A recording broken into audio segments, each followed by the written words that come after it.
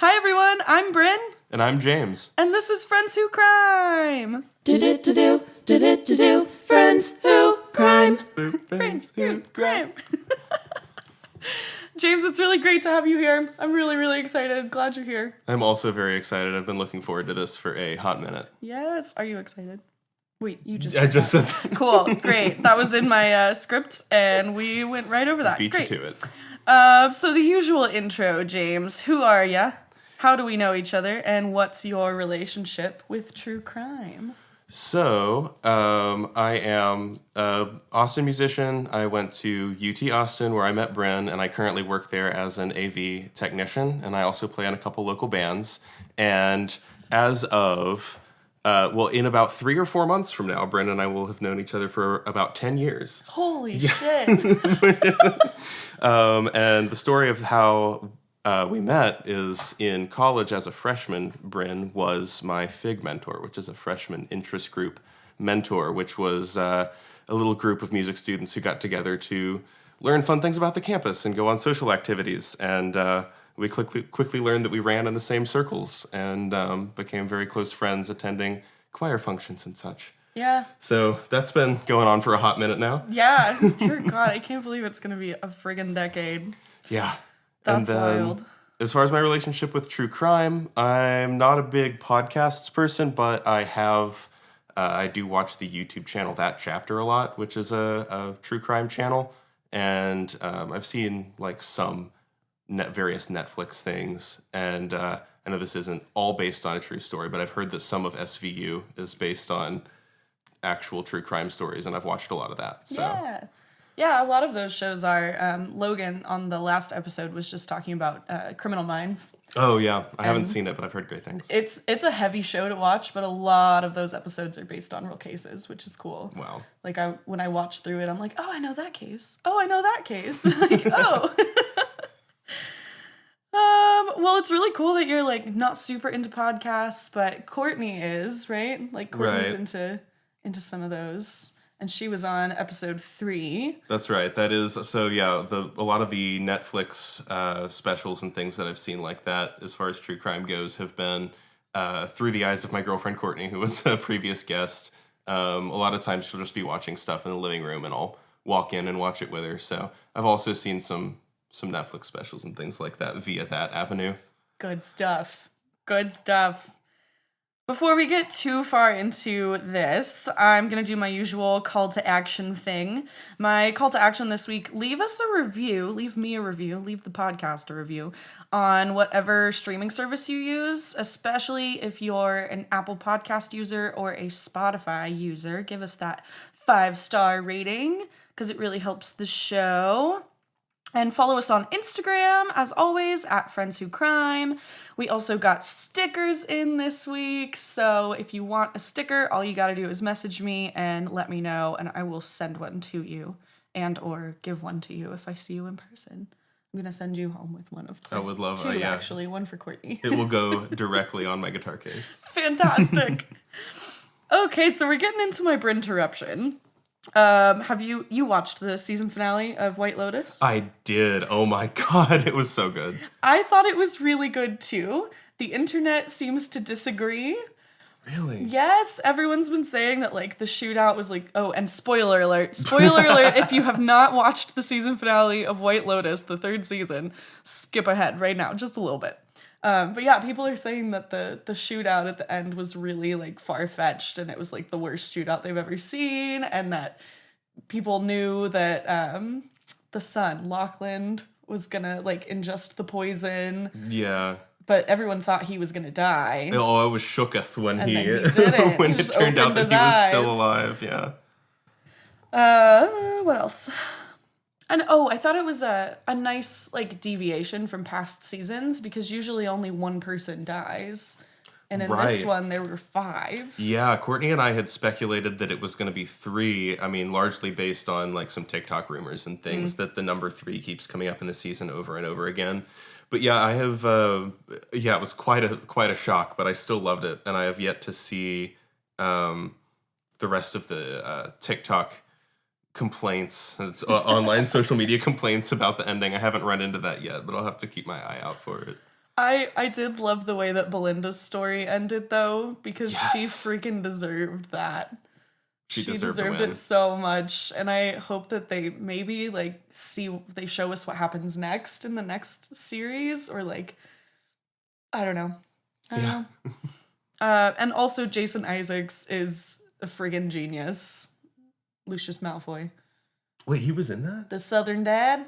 That was him? That's Lucius Malfoy. Oh my god, I never even put that together. That is hilarious. Yeah, him with a Southern accent. I was so taken aback because like something is wrong. And he pulled out his wand, if you know what I mean. Uh-huh. Which I found out that's a prosthetic. I mean, I Yeah. would imagine so, but still. But the sun's was not a prosthetic. That was all him. Oh, okay. Yeah. Anyway, let's get into this case. It is dramatic. It's pretty juicy. And it's going to be hard to beat the last episode because there was a guy in the last episode named Georgi Thurzo. So we're going to have to beat that. What a name. Right? I keep thinking about like at night I think Georgi Thurzo. Anyway, today we're talking about a woman who fell to her death in the Colorado mountains. And I want to give a light reminder to everyone that this show is about the victims, not the killers. I'm trying to keep it focused. I've deviated from that a little bit in the past episodes, so we're going to focus a lot on our victim today. Her name is Toni Henthorn. Toni was born in January of 1962 in Jackson, Mississippi. Her parents were wealthy, and she never wanted for anything. She was taken care of, big dreams, strong work ethic. Since she was 3 years old, Toni knew she wanted to be an ophthalmologist, which is an eye doctor. She was named Most Outstanding Senior and graduated with honors from Trinity High School in 1980. Then she graduated from Ole Miss Medical School as a student leader who finished summa cum laude in 1984 and was named to Who's Who Among Students in American Universities and Colleges. Okay, so she's smart. She's smart. She was inducted into the Phi Beta Kappa Honorary Society. She was only 26, already a doctor. Wow. She was described as kind, quiet, and brilliant, and by all appearances, that's totally true. In 2006, she was awarded a spot in America's Top Ophthalmologists by Consumer Research Council. There are several stories about how generous she was with her patients. One patient needed these really expensive eye drops to treat their glaucoma, which was threatening to blind the patient in one eye, but they had no health insurance and very little income, and they weren't old enough for Social Security. When Toni heard this story, she reached into the drawer, grabbed several bottles of the eye drops, gave them to the patient, no charge. So that is kind of a testament to the kind of person that she is, just really cared for people. Yeah, sounds like she's incredibly selfless, and I already hate where this is going. Yep. You could come into her office with an eye problem and then end up talking about your trauma with Toni. She was especially fond of her children, like the patients that were children. She was able to counsel them and knew how to communicate with them. And from what I gathered, Toni sounds like a huge empath. Her patients often wondered how she had such insight into their lives. Not only was she a successful doctor, but she also taught Sunday school every week. She was incredible on the piano, and she had a beautiful alto singing voice that filled out the several church choirs that she was a part of. We love a good musician. We love a good alto. She also loved being outdoors, hiking, golfing, snowshoeing even. In 1999, Toni decided to try online dating after going through a divorce. It didn't take too long to meet a man named Harold Henthorn. He was a relatively wealthy fundraiser for hospitals and churches. He had been widowed by his first wife, who had died in a tragic car accident. The two of them hit it off right away, and their relationship grew pretty quickly. Harold was charming, cheery, confident. Some would say he was maybe a little cocky and arrogant, always bragging. But he promised Toni that she would never have to work another day in her life if she stuck with him.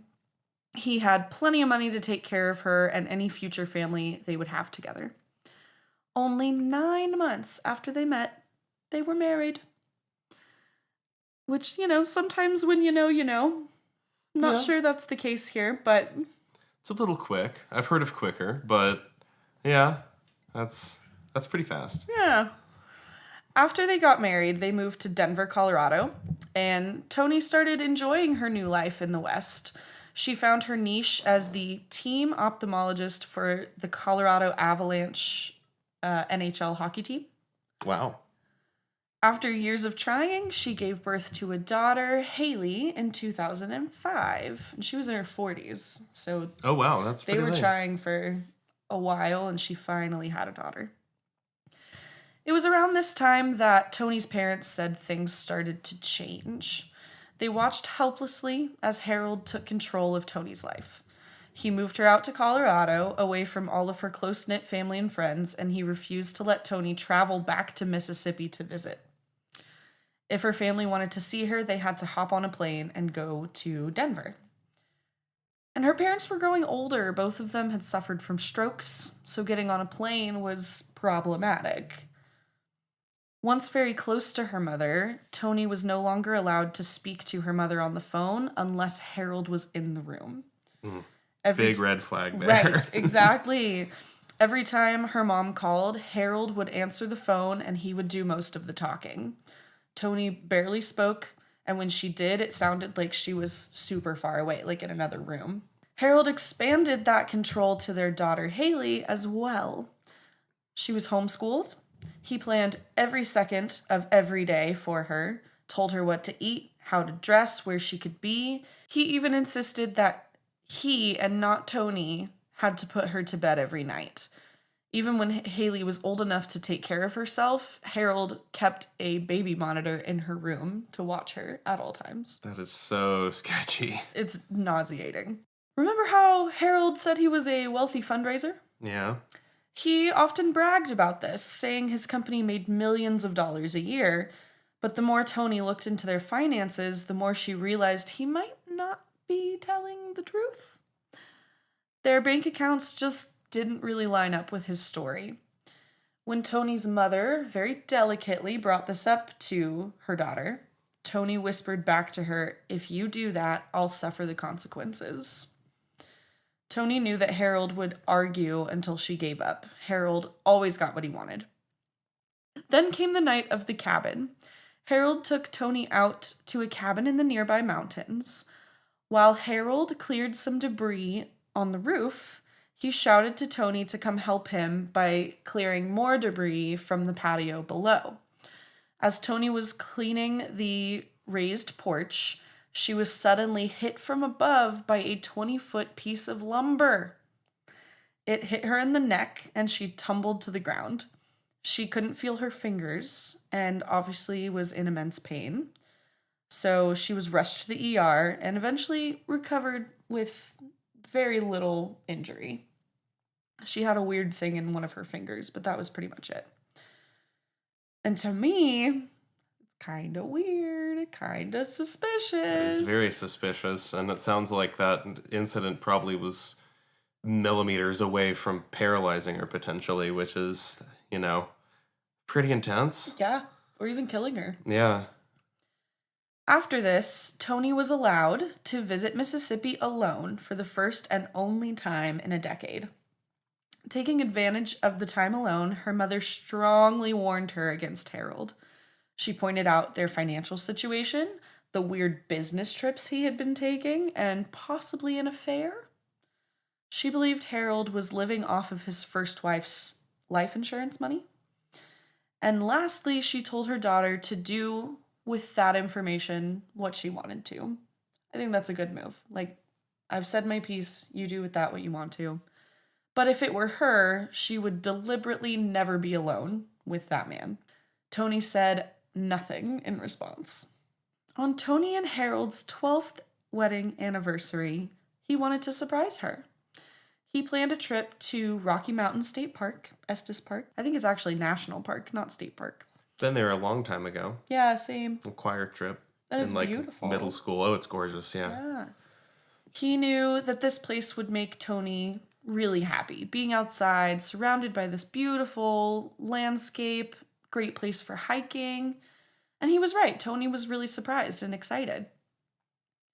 On September 29th, 2012, the two went for a hike on Deer Mountain. They walked at a medium pace and chatted along the way. A little before 6 p.m., they reached a beautiful cliff and stopped to take pictures. Beautiful cliff already. I don't know if this is where this is going, but that's already got me worried. You're not wrong. The cliff might not be beautiful for too much longer. They stopped to take pictures. They took a really cute couple selfie with the gorgeous backdrop, and Toni began taking more pictures of the landscape. What happened next went quickly and all at once. Toni slipped and fell off the side of the cliff, landing on the ground 120 feet below. She slipped, huh? That's the story. Take a sip of tea. Yeah, I'm out of tea, but I'm not sure I buy that. Harold said he ran to her as fast as he could, but the steep path down was going to take him 45 minutes. It took him 45 minutes from what he said to actually get down to her. He dragged her to a less rocky resting spot, but she was completely unconscious. He called 911, and during the call, he was directed to perform CPR. The dispatcher wasn't certain that he was doing it properly. When asked what her main injury was, he said concussion. It took the National Park Service a couple hours to find them in the wilderness, and Harold's phone was getting low on battery life.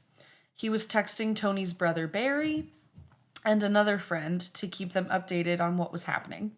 Finally, the Park Service found them around 8 p.m. The EMTs attempted to revive Toni, but it was no use. She had no pulse, and she was pronounced dead at 8:12 p.m. Oh, man. Yeah.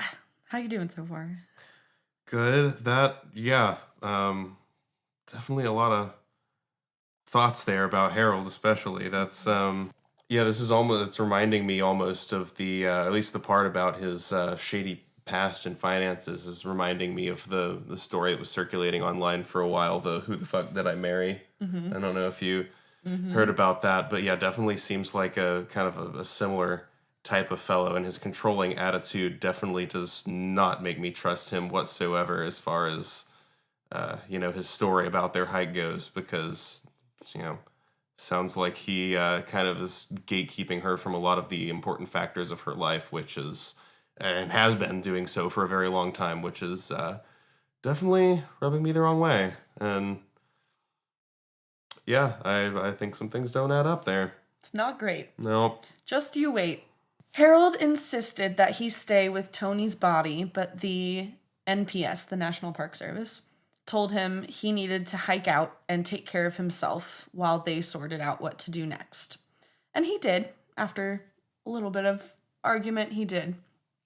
He was very calm and collected, oddly. He wasn't very worked up about it. I've noticed that being a trend with, I guess usually serial killers, but one-offs as well. Right. And I say this all the time. I don't like to judge people in the face of grief because we all handle it differently. That is fair. But you expect, in a way, for a husband who just witnessed his wife die in front of him on their anniversary trip, you expect him to be a little more upset. There are a lot of ways that you can process shock, and I'd say being calm, cool, and collected is not one of the more popular ones, I agree. I must say. So the NPS stayed behind to document the scene. They noted a tree that had branches knocked off, as well as Toni's untied shoe that had apparently fallen off during this fall. Personally, I don't think shoes typically untie themselves, but whatever. Although Toni's camera had been destroyed in the fall, the SD card was still intact. They were able to look through the pictures, which gave them insight into kind of the timeline of the day and the last moments of her life. A park ranger, Mark Faraday, went to Harold's house the next day to interview him. Oddly, when Faraday arrived, Harold turned on a slideshow that he had already put together with pictures of Toni and their daughter, and like the three of them. Kind of strange. Would normally be a nice gesture, but that does kind of make it look like he's phoning it in. Right, and it's Yeah. like the next day, and he's already put this He's together. prepared it.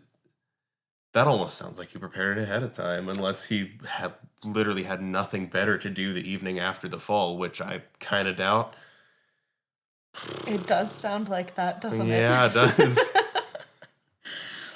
Harold told the story that Toni had hiked up the mountain, found a beautiful spot for lunch, and although they had no need to go further, they did go further.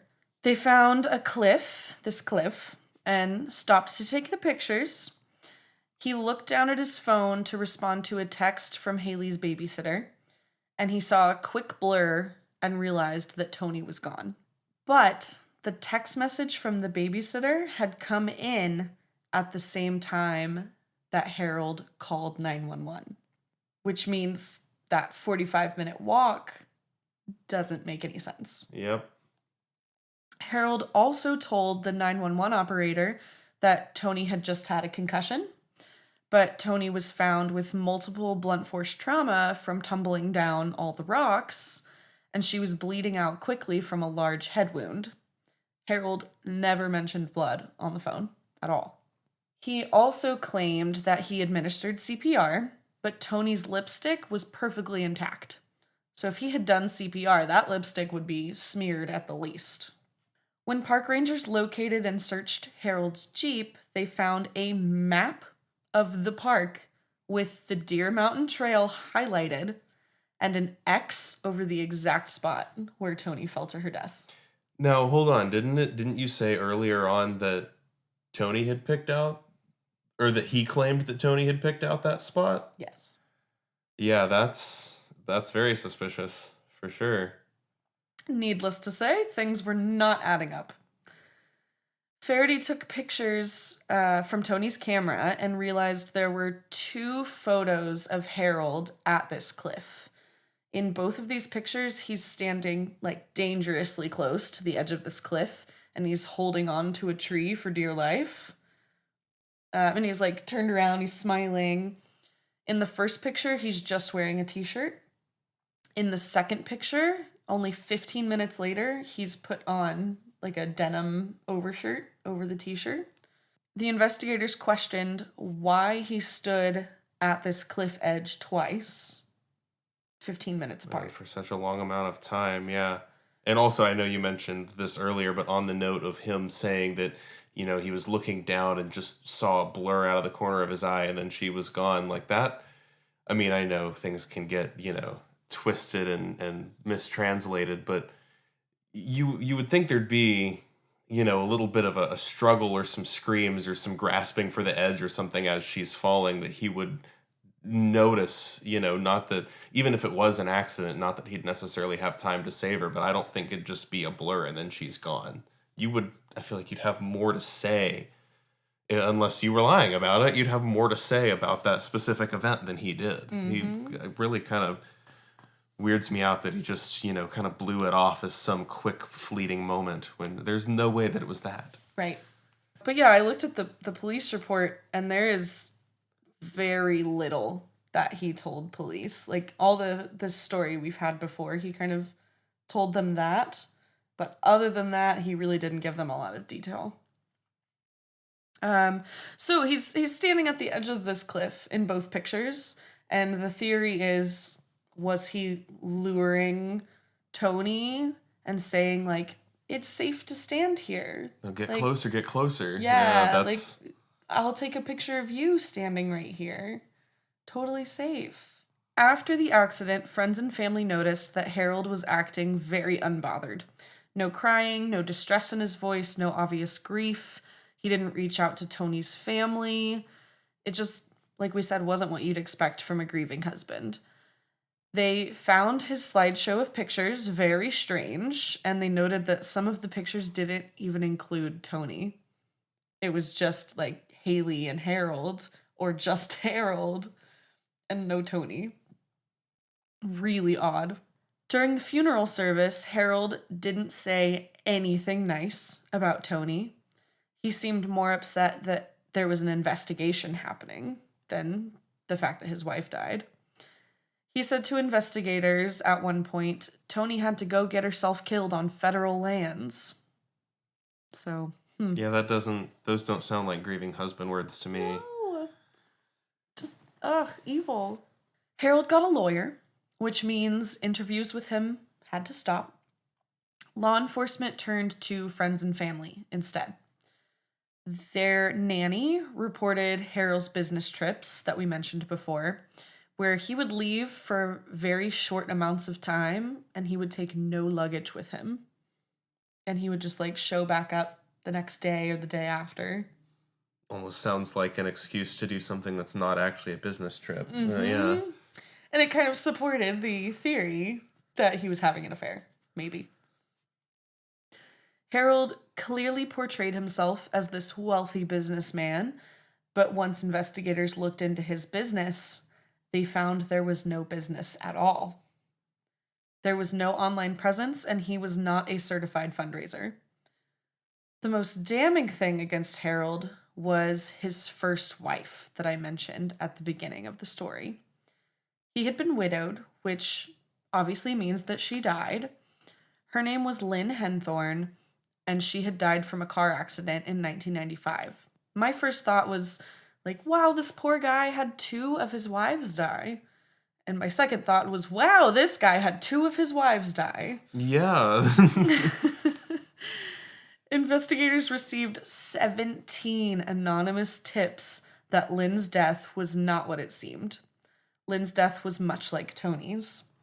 They both took place in a remote location under unusual circumstances. Harold was the only witness. He was not injured, but his spouse was killed. I was wondering about that because you had mentioned earlier that it was suspected that a lot of his money was from his previous wife and not from an actual business or something. And I don't remember if you specified at that time what the ill fate of his previous wife was, but I was starting to think maybe this is a two-time situation with both of them. Seems like it could be. So this is what happened. The night of Lynn's death, Harold claimed he was driving down the road with Lynn when one of their tires started to feel, and I quote, spongy. Which is a ridiculous description to use for a tire, by the way. But it also is something that I would totally say. My tire was spongy. So they both get out of the car and they use a jack to raise the car up and they begin to change the tire. Harold removed the lug nuts and handed them to Lynn. According to Harold, Lynn accidentally dropped the lug nuts and they rolled under the car. So she crawled underneath to grab them at the same time that Harold tossed the old tire into the trunk of the car. When he did this, it dislodged the car jack and the car dropped onto Lynn. As someone who has had to put my own spare on many, many times, I am not buying a single ounce of that. But unless you really don't know how to use a jack, which I could see if you set up the jack incredibly improperly to where it's leaning at a super steep angle or something, I feel like you'd need at least 100 or 200 pounds of weight on the car to throw it off of a jack. And a tire weighs probably close to that, but yeah, not enough to knock the car off the jack. And I will note here that he was using a boat jack instead of a car jack. So it was a little more unstable. But the investigators, when they were coming back to this with Toni's case, they actually did an experiment where they set a Jeep up on a boat jack and they threw tires in the trunk. They tried to move the car. They were kicking the car. That is brilliant. None of it made the jack collapse. Yeah, I was going to say, even a boat jack, even if you're using it improperly, I feel like that's also probably pretty damn sturdy. Right. So the car has dropped onto Lynn. Harold said he flagged down a passing car, and these people immediately jumped out of their truck and started helping Lynn. They pulled the car off of her and began performing CPR. Harold, however, did not help them. Instead, he yelled at them and panicked when he heard sirens coming. In the end, Lynn passed away from the incident. Her death was originally marked as an accident, but was later changed to undetermined, and they noted homicide could not be ruled out. Yeah, panicking at the sirens is definitely a little bit of a telltale there, I think. Harold really wasn't questioned about it at the time, and he definitely wasn't charged. He went on with his life as normal, and he collected a $600,000 life insurance policy payout from Lynn's death. So we're back to Toni, okay? Police are looking for a motive, right? They're suspecting Harold, and they need to figure out why he might have done this in order to arrest him. Police looked into Harold's phone records and found many, many phone calls and texts to a woman named Grace Rochelle. She was Lynn's sister, his former sister-in-law. So they wondered, was Grace his lover? Is that why he killed Toni? On the episode of 2020 about this case, they interview Grace, and she is emphatic that she and Harold were not romantically involved at all.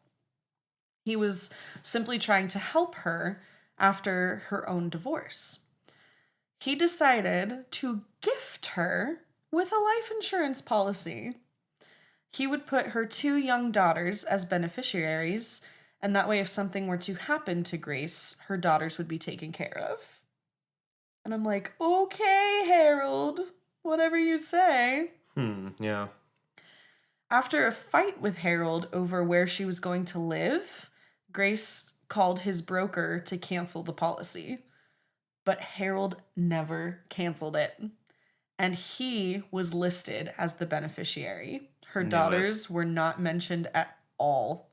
And it was for $400,000. Wow.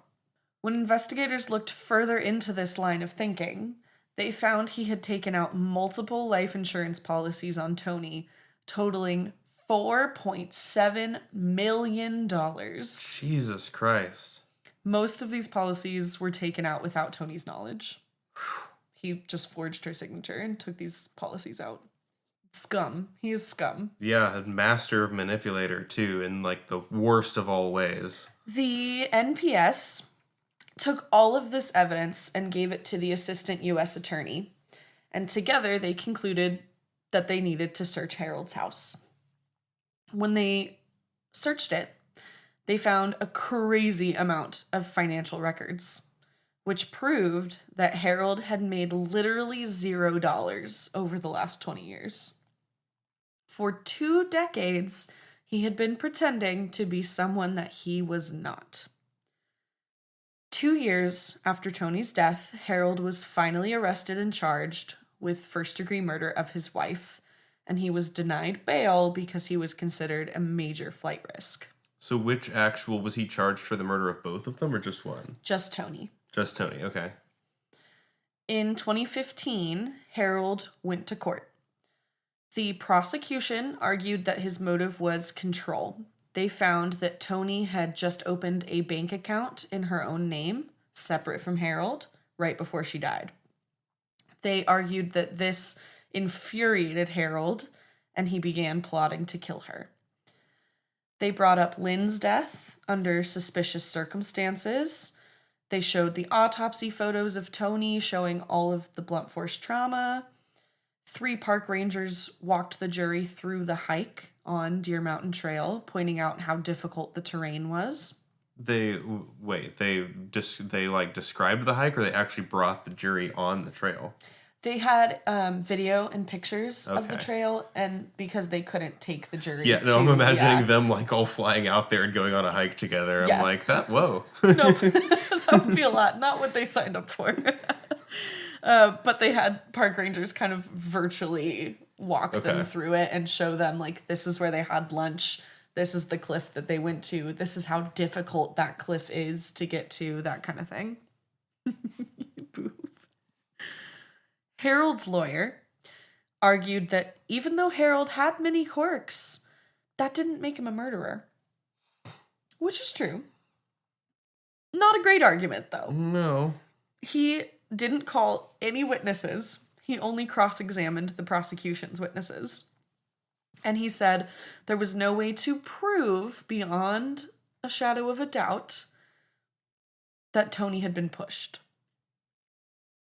That she didn't fall on accident. I mean, I guess not, but I mean, despite the actual, moment in and of itself, I feel like the other details are pretty telling. Yeah. It's the overwhelming amount of circumstantial evidence paired with actual evidence of their financial situation, that kind of thing. I'm really hoping this guy gets it. Defense attorneys also, they make my skin crawl. Like, I know they're just doing their job. Yeah. But it's slimy and it's scummy. Yeah. And I don't like it. After deliberation, the jury unanimously found him guilty. The judge called it, quote, premeditated, calculated, and cold-blooded. Amen. Yup. After touching sentiments from Toni's family at Harold's sentencing hearing, he was given the mandatory sentence of life in prison without the possibility of parole. So bye, asshole. Okay, yeah, life is what I was hoping for. I feel like there's so many of these cases where they're like, oh, based on circumstances, we'll give you 22 years. Like, no, put him away for life. If he's taken 2, he should get 2 life sentences, Yes. Yeah. Or, life with the possibility of parole, and then they get out after 20 years. Or whatever it is. Right. And then they're just back in society. I don't know. The system is flawed. 100%. Harold has now exhausted all of his appeals. He will remain in federal prison in Indiana for the remainder of his life. He was never charged with Lynn's death, and that case is considered closed. So he never will be charged with it. But he's still got life in prison. Haley, their daughter, was put in the custody of Toni's parents, so her grandparents. Good move. And she was adopted by her aunt and uncle a few years after. Oh. She was well taken care of for the rest of her childhood. She's in college now, and she says she has never once wanted or tried to contact her father, who she calls Harold, not Dad. Fair enough. And how old was she at the time? 7. 7. Wow. Okay, I thought she was a little older than that. Jeez. Yeah, she was 7. She does say now that she forgives Harold, but she doesn't regret the decision to have no contact with him. Fair enough, yeah. Her interview on 2020 is really touching and really positive. She just wants to continue her mother's legacy, and she wants to show others that you can get through even the worst of times. Toni's parents set up an endowment fund at Ole Miss in her name for medical students. She was a incredible, strong, smart, loving person. Her controlling, sociopathic husband took advantage of her kind nature, and now she's gone.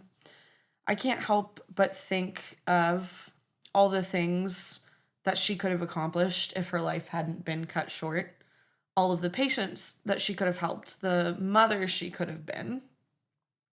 But we'll never get the chance to find out. Yeah, that is really so just fucked up. She's just such a caring, helpful, selfless, individual who just so absolutely generous. Like, most people don't deserve any sort of terrible fate like that, but like, I feel like she's last on the list for people who would deserve something like that. Like, the world needed more people like her, and that is so fucking heart-wrenching. Any other thoughts on this, James? Yeah, honestly, not really. Yeah, I mean, that was a wild ride. And yeah, I feel like those kind of were my final thoughts on the matter. Like, fuck Harold. That's really the only other thing I have to say. Glad he's rotting in prison. Yes. Everyone that's listening, please believe people when they show you who they are. If there are red flags, take them seriously and run. It's okay to run. I'll be putting some resources for domestic abuse in the show notes. Please use it if you need to. There's even a little button on the website that will immediately redirect you to an unrelated page if your abuser walks in the room, which is pretty cool. And last but not least, thank you, James. Thank you. This was so fun. It was so fun. This was a crazy one. I feel like that was one of the more intense stories on the podcast so far. Yeah. And this one is intense in a different way than the last episode was, because that one is really like bloody and gruesome and really upsetting in that way, and this one's upsetting in a way that you're like, that guy is just a piece of shit. Yeah, like his backstory, Jesus. That's yeah. Well, that's it, y'all. That's all I have for you. Woo! And take care of yourself this week. Leave us a review on not the subscription services, but you know what I'm talking about. Spotify, Apple Podcasts, all the things. And remember, friends don't let friends commit crimes! I got it. Woo!